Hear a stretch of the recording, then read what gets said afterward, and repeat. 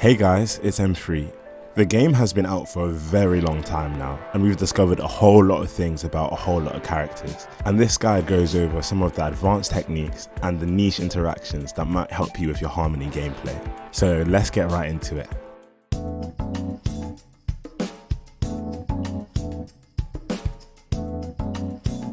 Did you know that you could speed tune enemies by using Ruan Mei? The amount of delay on her ultimate is proportional to how much break effect you build, so you can tune the amount of break effect you have to make sure the enemy goes at a certain action value.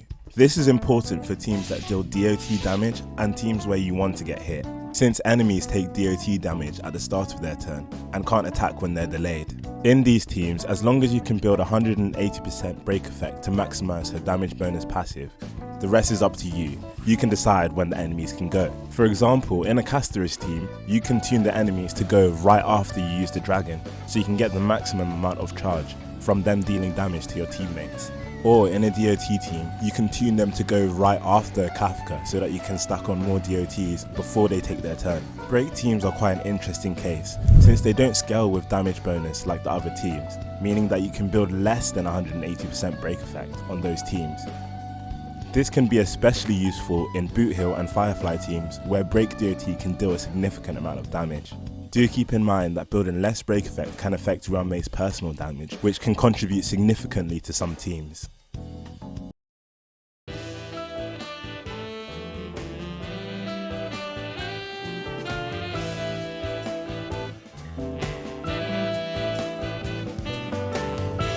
A new study shows that 8 out of 10 HSR players are illiterate, including myself, which is fair enough because everything is written in ancient Hoyoversian with 200 proper nouns. So I'm going to do a community service by reading Sunday's technique in plain English. Sunday's technique, the Glorious Mysteries, gives an additional 50% damage bonus to the first ally he uses an ability on. This additional damage bonus lasts for 2 turns. Recently, there have been more and more scenarios and characters that don't take full advantage of this technique. Running Sunday with another action advancer like Bronya or Robin, as well as characters who can action advance themselves like the Herta, Aglaia, and most recently Saber, can eat up the full duration of this technique before they can use the highest damaging components of their kits.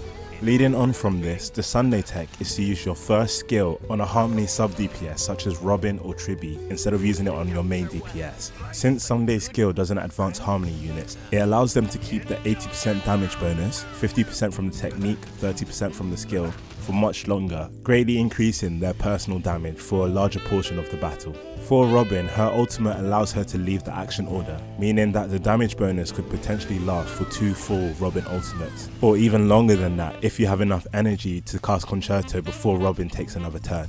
As for Tribbie, since she's often run on the Poet set, she's slow enough to keep the buff until the next wave.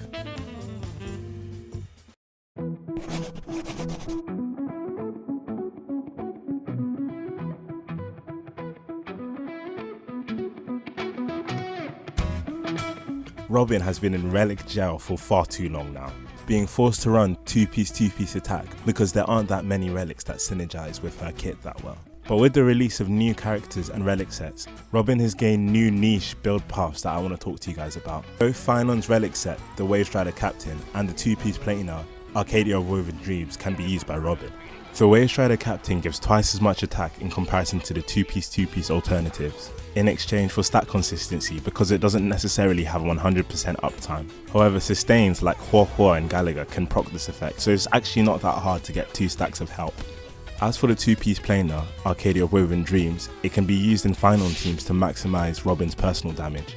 This can be especially useful if you have a high investment Robin and a low investment Finon to boost your damage. Another relic set that might be worth considering now is the 4-piece Prisoner set or Dot set, since Robin can take advantage of the defense ignore in the passive. Previously, it was hard to keep up 3 stacks of the passive without Black Swan's ultimate since there wasn't enough DOTs in the team, but with the release of Hysolence, it's easy to maximize and maintain max stacks on the buff. Speaking of Dot teams, Kafka's rework introduced a passive that gives her teammates 100% attack once they reach 75% effect hit rate.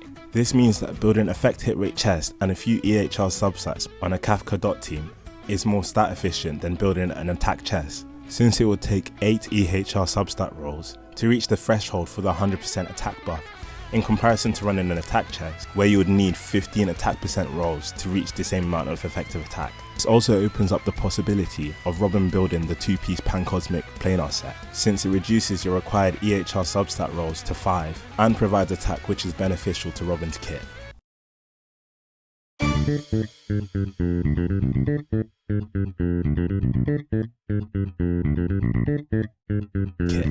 After Sunday's release, Sparkle was diagnosed with stage 4 terminal power creep.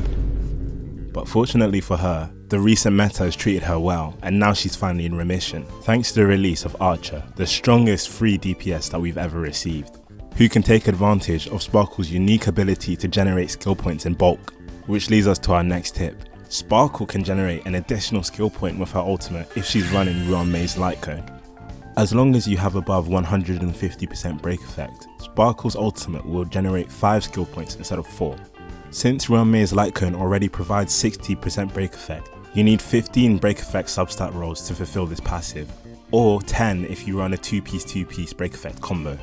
Even though you might be missing out on crit damage and speed substats, in Archer teams is usually worth it, considering the other utility that the Light Cone provides, including energy and damage bonus.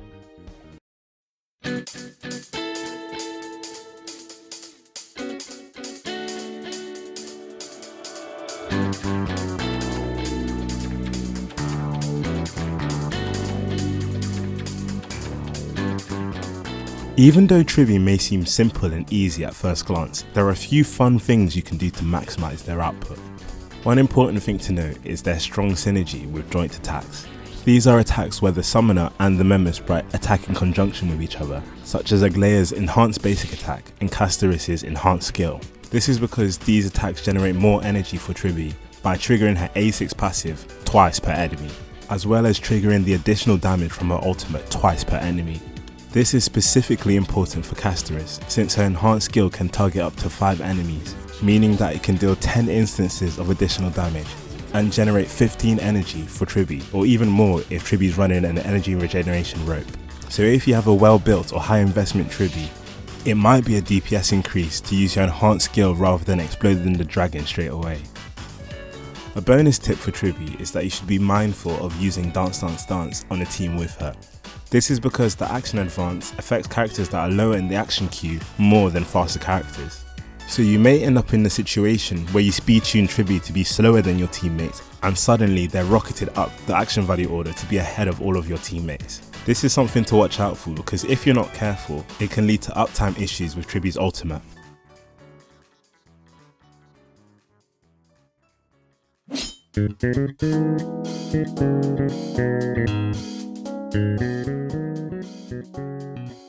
What makes Bronya unique? Is it the fact that she can action advance a teammate by 100%? Or maybe it's the fact that she's a win 5-star standard banner character? Okay, maybe it's the fact that her name is Bronya. For me, the thing that makes Bronya unique is her talent and her E2, since they allow you to do speed tuning setups that aren't available to any other characters.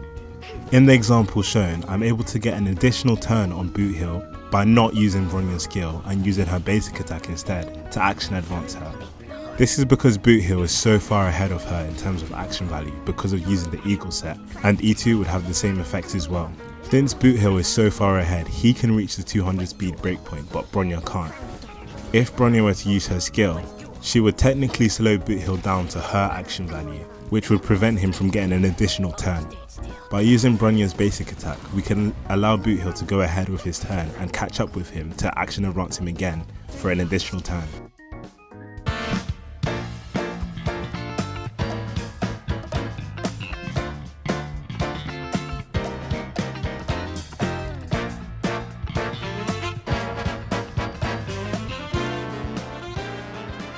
Cerydra is the newest and brattiest Harmony support. Since her reveal, people have been saying that she's really niche since she only really works with Finon. But what if I told you she also works with Castoris? Cerydra enables fast Castoris, which is a playstyle which allows you to run Castoris with Sunday without too much cringe or needing to use DDD. This team is composed of Castoris, Sunday, Cerydra and a healing sustain. So how does it work? Well, Cerydra's skill provides an unconditional 20 flat speed buff to an ally, which allows Castoris to easily outspeed Sunday, even when running the Poet set. Cerydra's skill buffs only apply to Castoris, which is fine because this playstyle revolves around spamming Castoris' enhanced skill, where Castoris herself, rather than the dragon, does the most damage, since they both get Sunday's massive buff from being remembrance units. In this playstyle, the dragon is kept alive and still uses most of its breath attack, and Castoris refills this with her enhanced skill. This is where Cerydra is really useful, because she allows you to duplicate your enhanced skill, which not only refills more breath for the dragon, but also does a surprising amount of damage. On average, against 3 targets, it does the same amount of damage as the dragon self-destructing, and against more than 3 targets, it does even more damage than the dragon self-destructing. And this tech can get even better if you choose to change your set on your Castoris, because if you run her on the Hero Triumphant Song set, you can comfortably run HP boots and still reach 160 speed with Cerydra's flat speed buff. This can be particularly strong in Apocalyptic Shadow, since you don't have to waste action value trying to generate a new dragon, and the enhanced skill allows you to do additional toughness damage. That's all, so thank you for watching this video, and leave a like if you learnt something. Don't forget to subscribe and leave a comment. I want to know what your favourite title card was in this video. Thank you.